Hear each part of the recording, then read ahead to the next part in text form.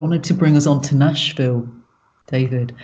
Could you tell us what's it like to busk on the bridge in Nashville as we approach 2020?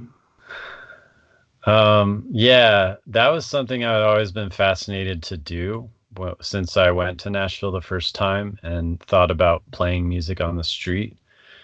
And initially, when I thought about it, it was like for the calming nature of it because you're standing over water, you're on this bridge. And so I just thought it would feel good and be interesting. But I found out when I was there that there was a football game. And then the notion of playing music while people were walking to the football game became super exciting and interesting to me.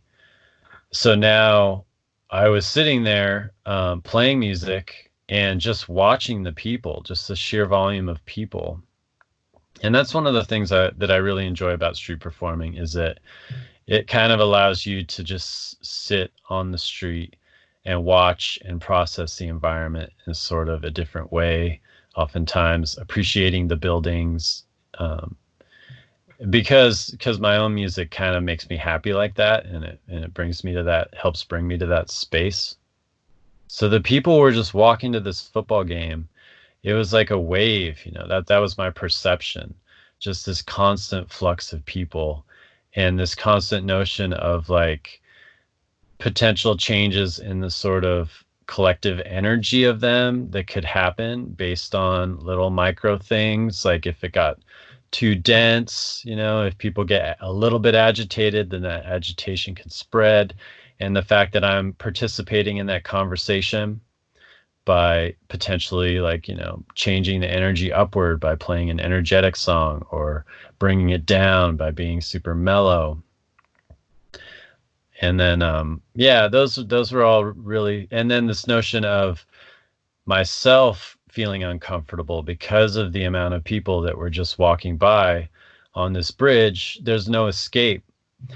So I was stuck there, and if I wanted to leave, it would be more inconvenient than just staying and playing music. So I kind of put myself in a spot where I was just stuck there, and it was super fascinating to me. You're sort of putting yourself in a situation really where there's lots of, there's resistance and there's like that kind of space where it's easier to carry on at that point, and then what happens?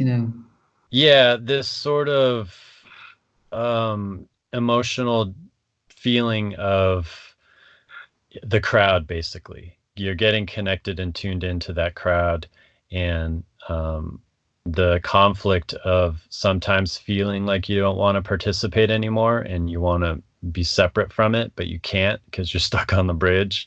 And it was pretty fascinating. And I would encourage, I think it's very interesting that Nashville is a city filled with musicians, and I'm not aware of any of them going out to the bridge and trying to expose thousands of people to their song like that. I kind of would wonder, like, why are they not doing that? It's interesting. And so I would hope that somebody would see that and recognize that that would be an interesting thing to do. Maybe go out, shoot a music video of your new song and get it in front of thousands of people's ears. Episode 5 of Lou Uncased, which is my new podcast series on contemporary songwriting practices and production, featuring DIY artists, informal conversations about what we do, how we find audiences, where we are when we sing, these kind of questions.